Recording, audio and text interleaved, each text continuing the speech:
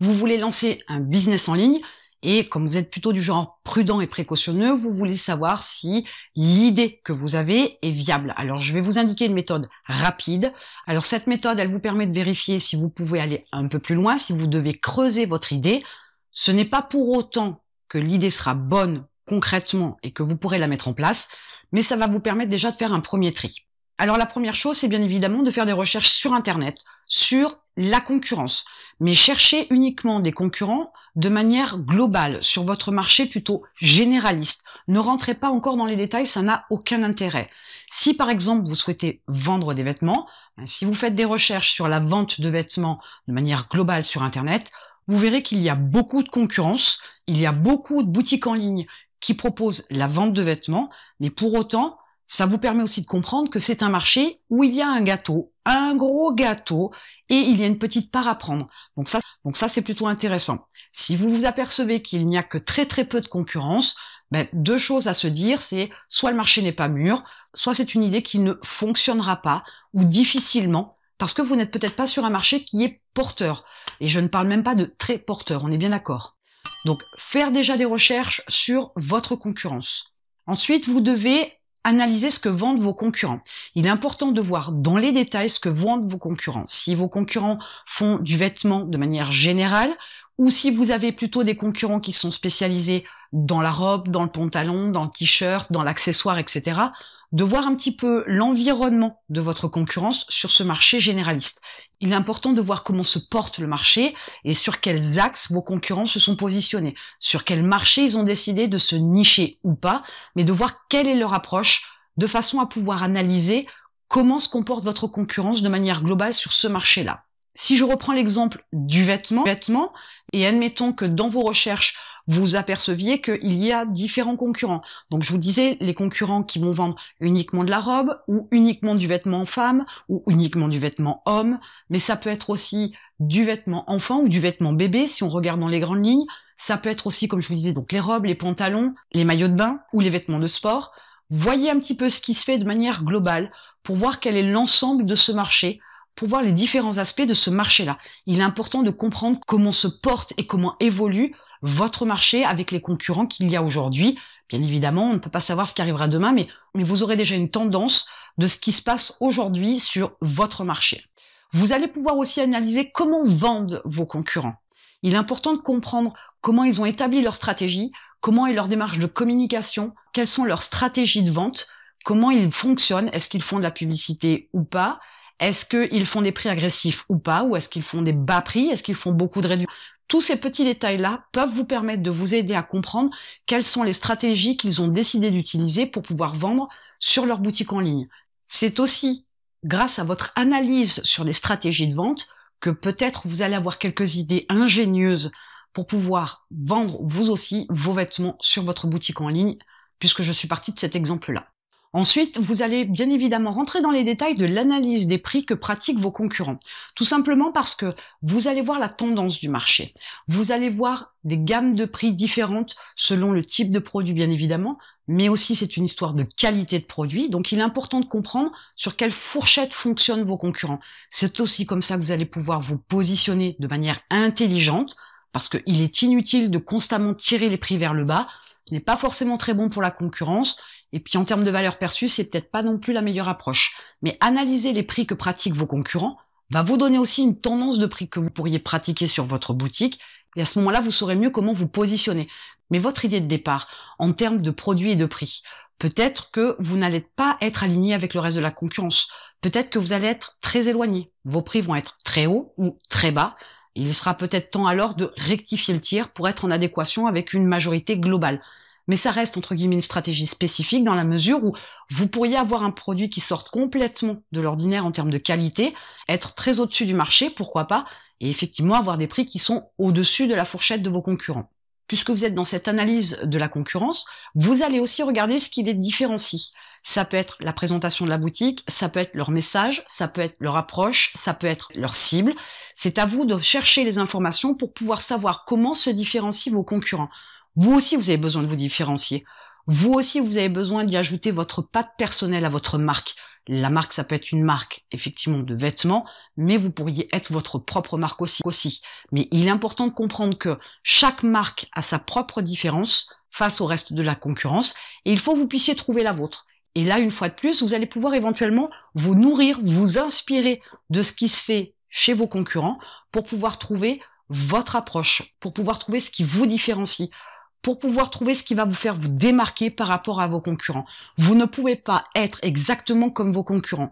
Non seulement c'est impossible, mais en plus, vous allez vous noyer dans la masse. On ne va pas vous repérer. On ne va pas savoir qui vous êtes. Vous ne ferez pas la différence avec les autres, donc vous êtes sur une démarche où vous serez invisible. Et ça va être beaucoup plus compliqué de pouvoir développer un business quand on est invisible. N'arrêtez pas votre recherche pour autant. Maintenant, vous allez chercher s'il y a de la concurrence avec la même niche ou la même spécificité que ce que vous souhaitez dans votre idée. Si par exemple, vous cherchez à vendre des maillots de bain, vous allez chercher des concurrents qui vendent la même chose que vous, qui sont dans la même niche que vous. De préférence, il faudrait que ce soit des concurrents qui s'adressent à la même cible que vous, c'est-à-dire que si c'est le maillot de bain enfant, n'allez pas chercher des concurrents en maillot de bain homme ou femme, ça n'a absolument rien à voir, mais cherchez vraiment des concurrents qui sont très proches de votre niche, de vos produits, de votre approche, pour pouvoir creuser davantage dans cette niche-là, dans cette spécificité-là, voir effectivement ce qui fait la différence, voir quelles sont leurs approches bien particulières, voir quels sont leurs contenus par exemple, voir quelles sont leurs manières de commercialiser leurs produits, de façon à pouvoir vous en inspirer et de voir si vous êtes en adéquation avec ça ou pas du tout. Si vous êtes à côté et voire complètement à côté, à ce moment-là, c'est soit vous n'aviez pas les bonnes infos au départ avec votre idée, soit à un moment donné, il va falloir rectifier parce que votre approche, elle n'était pas marketingment parlant intéressante et qu'il va falloir définir correctement vos stratégies pour votre idée pour être en adéquation avec ce qui se fait et ce qui fonctionne. Et enfin, ce que vous allez faire dans la dernière partie, c'est de vérifier que votre idée avec vos produits, avec votre approche, votre cible, etc., peut se concrétiser véritablement. Si vous avez l'impression d'être complètement à l'opposé de ce qui se fait, ça peut être une bonne chose. Mais pourtant, ce n'est peut-être pas forcément une idée de génie à proprement parler. Peut-être que vous êtes à l'opposé parce qu'il y a des choses que vous n'avez pas pris en considération. Parce qu'il y a des éléments extérieurs, comme par exemple la saisonnalité, que vous n'avez pas pris en considération. Si on part sur le coup du maillot de bain, vous comprenez bien que vous allez moins vendre de maillots de bain l'hiver que l'été, à moins que vous ayez une marque internationale et que vous puissiez avoir un marché intéressant dans des pays où il fait beau, où il fait chaud, très souvent dans l'année, ou alors des pays où l'hiver a moins d'impact que dans notre pays, par exemple. Donc vous devez faire attention à ça. Il y a des éléments extérieurs que vous n'avez peut-être pas pris en considération, auxquels vous n'avez pas pensé, et ce qui est normal, parce que si c'est votre premier business, il y a tout un tas de réflexions, d'approches, de manières de penser. C'est important de faire ces recherches-là parce que vous allez pouvoir mettre le doigt dessus. Si vous avez une idée et que vous n'avez pas creusé votre idée, que c'était une envie au départ qui vous semblait cohérente, plutôt ingénieuse, ou qui partait d'un bon sentiment avec un côté entre guillemets altruiste, où vous vouliez vendre des produits pour une cible qui, par exemple, a des problèmes d'argent et que vous vouliez fournir des produits à très bas prix, ben vous comprenez bien qu'à un moment donné, les très bas prix, ce n'est pas une mauvaise idée en soi, sauf que dans les recherches que vous allez faire et dans les analyses, vous allez aussi vous rendre compte que faire des produits à bas prix, ça veut dire aussi que pour votre rentabilité, il va falloir jouer sur le volume. Et le volume aujourd'hui va être compliqué si vous vous mettez sur un marché où il y a énormément de concurrence, où vous ne savez pas vous différencier, où votre message passe complètement inaperçu dans la masse et où votre concurrence est tellement importante, et je ne parle même pas de saisonnalité, que pour pouvoir avoir de la rentabilité et pour pouvoir vous sortir un salaire, il va vous falloir énormément de temps et énormément de volume. Sauf si bien évidemment vous avez un budget pub, mais encore là, ce n'est qu'une approche parmi tant d'autres et ce n'est en aucun cas un gage de réussite pour votre business. Donc il est important de comprendre que votre business en ligne, pour pouvoir vérifier si l'idée est viable, il vous faut faire des recherches. Ne vous lancez jamais sur un business en ligne en ayant en tête que votre idée est merveilleuse et magique et extraordinaire, en ayant en tête que c'est ça que vous voulez faire et rien d'autre, parce que c'est finalement le marché qui fait votre business. Ce n'est absolument pas vous.